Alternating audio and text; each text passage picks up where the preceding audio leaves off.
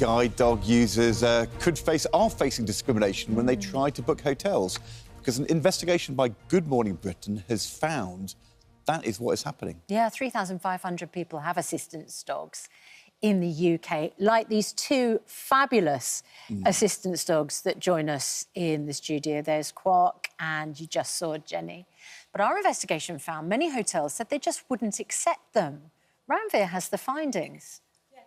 Susanna. So, refusing service to a disabled person with an assistance dog is considered unlawful, except in exceptional circumstances. However, during our investigation, we found that people with guide dogs were discriminated against in some hotels. For example, we contacted 100 hotels in 10 popular UK cities to see if we could book a room with a guide dog. We called a range of hotels, from large chains to small independent ones, all situated within a mile of the city centre train station. So, of those 100 hotels, 13 refused us a room completely, while 17 told us that there would be an additional fee for an assistance dog. Now, this charge ranged from £6 right up to £30 a night. And of the 13 hotels who actually had refused us service, 7 then got back in touch with us to say that they do accept assistance dogs and that staff had misunderstood our request or they were unaware of hotel policy. In some cases, hotels claimed that staff thought we were inquiring about bringing a pet. Well, joining us now is Lib Dem MP Steve Darling and his dog, Jenny. Steve is campaigning in Parliament now to make it a criminal offence to turn someone away with a disabled dog. And also Dr Amit Patel, who's been refused service at a hotel. He's here with his guide dog, Quark. I have to say, I was shocked by our survey. I mean, it didn't occur to me that hotels, you know, with these numbers, would not just be saying no, but also trying to charge you for your guide dog. I mean, am I naive? Is this just kind of... Is it obvious to you this is happening all the time? Dr Patel, you've had this experience, haven't you? The figures don't shock me at all, unfortunately. It's... as an everyday experience, you've always got access refusal in the back of your head with a service dog, with a guide dog. So you might go from taxis to hotels to restaurants, and you've always got that niggling thought in the back of your mind, what if they say no? So you've always got that kind of guard up. Most of the time, it's fantastic. You know, you walk into a hotel, you check in, and they'll say, let me help you find your room. Because, you know, I don't know where the room is.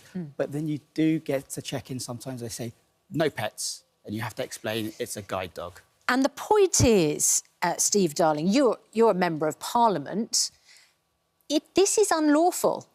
I think this is the real frustration. And my wife has had a guide dog. She's on her 4th guide dog now. Jenny's my first. And it is an experience that we've had as a family over many years, that, you know, whether it's hotels, taxis, restaurants, these are all touch points where there is discrimination sadly happening. And it is frustrating. And what we need to do is, you know, test the water. Really helpful that ITV have done this survey, demonstrating what's going on out there, and the government need to reflect on, you know, what is the best way forward. Is criminalising this a way forward, or are there other ways of bringing this to a head? I think the problem, the way the law is at the moment, it's incumbent on the individual to take civil proceedings against the operator, and therefore, and people with disabilities have often got their own demons to deal with.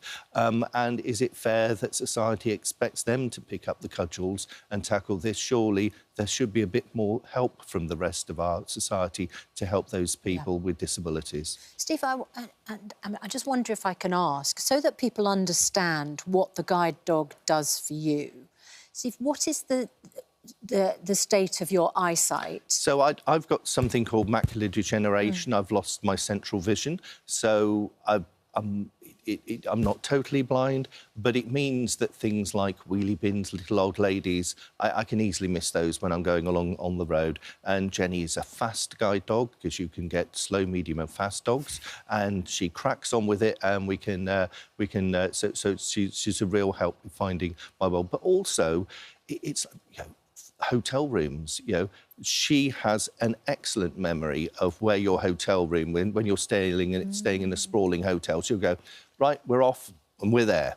And it's the same in the House of Commons now, although she does enjoy taking me to the cafe for some reason best. The House of Commons is a 19th century labyrinth of a building with corridors and staircases and little rooms here and there. Was it hard for her to learn her way around?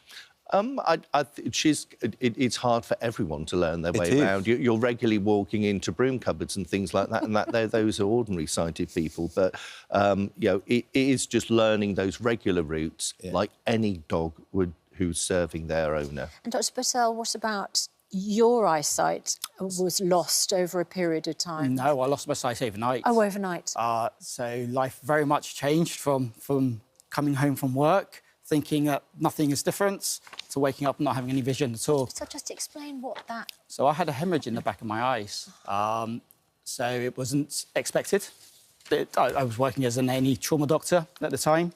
Came home, went to sleep, woke up, absolutely no vision at all. And that was just over about 12 years ago now. And how soon after that did you start using an assistance dog?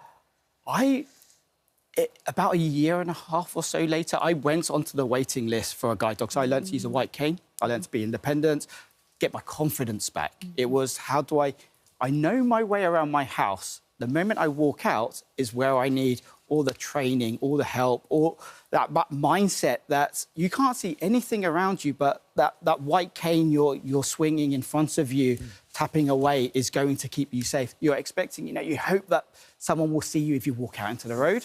All these things are on the back of your mind. It's still very, very new to me. So I went onto the guide dog waiting list. I did my assessments. They knew what kind of dog I needed. I was told it would take about 4 years to be matched to the right dog, because every dog is matched to the individual. It's not. It very much is like a dating profile. Your profile, the dog is profiled, and it has to work. Right. It has to work. You have to trust the dog. The dog has to trust you. Where you work, what you do. Have you got a certain routine? How fast you walk? All of these things are taken into consideration. I got the call in 6 weeks. Wow. So I did not get my head around the fact that it'll be a dog so quick. And Kika was my first guide dog, who's now retired. Quark is my second dog, and he's an Irish guide dog.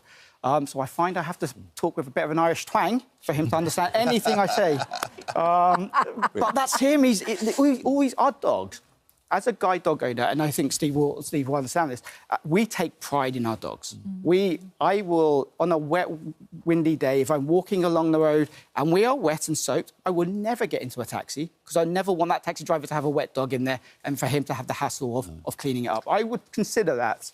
And I take very, very good pride in my, Unfortunately, on those pavements, you'll be walking around bins. We do. Bins. Cars parked on the pavement. Scooters, bikes on the pavements. Can I just take you back to our survey? Because we did have this experience with the hotel group Ibis.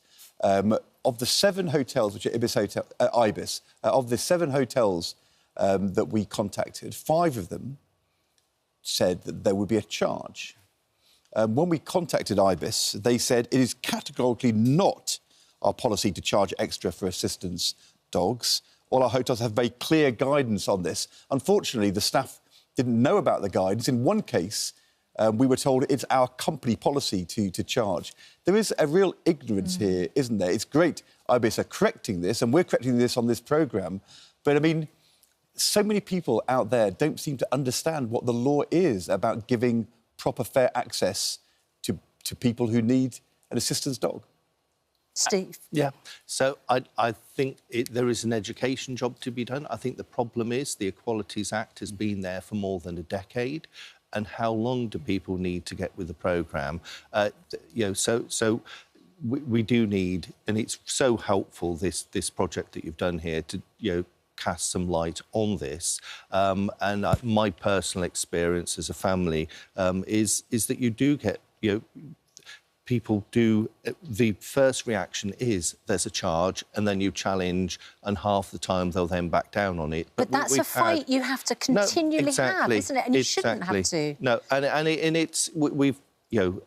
ends up wearing you down. Yes. And hotels are a challenge, but often taxis and restaurants is a whole other area where sometimes you think, actually, I'm not going to bother. And that's the worrying thing, is that us two here are probably fairly confident people who are visually impaired. There are other people who actually, this will be just a bridge too far, and they will choose not to engage in society as strongly as they should do. And that is totally wrong. That leads to isolation, of course. So the bottom line is, your assistance dogs can lawfully go wherever you go. It is not lawful to say, no, the dog can't come in, we treat the guide dog as a pet, there's going to be a charge. Yes.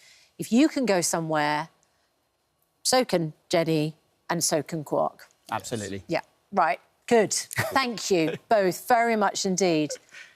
They're just gorgeous. Yeah, aren't they? Jenny's just taken the opportunity to have a nap. But Quark is looking at us like Quark wants to give you a tough hug. person being interviewed. He wants to give you a hug. That's enough of the questions. He's ready for a enough hug, now. this one. Oh, well, we'll have a hug in just a moment. If you're affected by that issue, or indeed any of the issues we discuss on our programme, there's advice and support at itv.com/helplines.